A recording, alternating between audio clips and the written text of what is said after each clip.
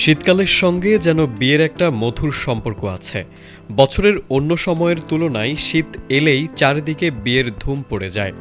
আত্মীয় স্বজন, বন্ধু, পরিচিতদের ফোনে তখন একটাই খবর, কার বিয়ে, কবে, কোথায়।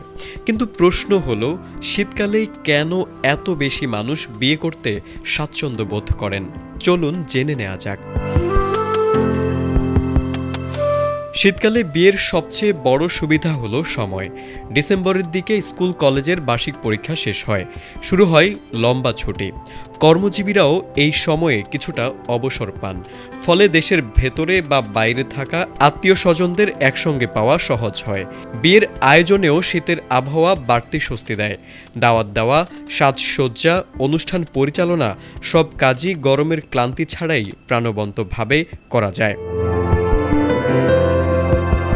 অন্যদিকে সাজগোজ ও খাবারের দিক থেকেও শীতকাল বাড়তি সুবিধা দেয়। গরমের দিনে ঘামে মেকআপ নষ্ট হওয়ার ভয় থাকলেও শীতে সেই চিন্তা নেই। বর কনে থেকে শুরু করে অতিথিরা সবাই আরামে সাজতে পারেন। পাশাপাশি পোলাও, বিরিয়ানি, রোস্ট বা রেজালার মতো ভারী খাবার শীতকালে আরও উপভোগ্য হয়। ঠান্ডা আবহাওয়ায় খাবার নষ্ট হওয়ার ঝুঁকি কম থাকে। সঙ্গে পিঠাপুলি ও ঐতিহ্যবাহী খাবার বিয়ের আয়োজনকে আরও আকর্ষণীয় করে তোলে। খরচ ও ব্যবস্থাপনার দিক থেকেও শীতকাল বেশ সুবিধাজনক।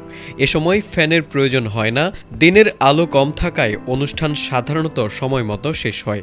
বিদ্যুৎ বিল ও অতিরিক্ত শ্রম খরচও তুলনামূলকভাবে কম আসে। মশার উপদ্রব কম থাকায় অতিথিরা নিশ্চিন্তে রাত কাটাতে পারেন।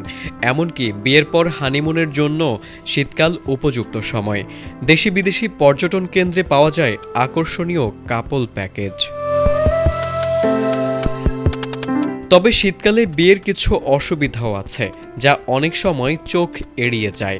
জমকালো পোশাক পরলেও ফুলহাতা ও গরম কাপড়ের কথা মাথায় রাখতে হয়।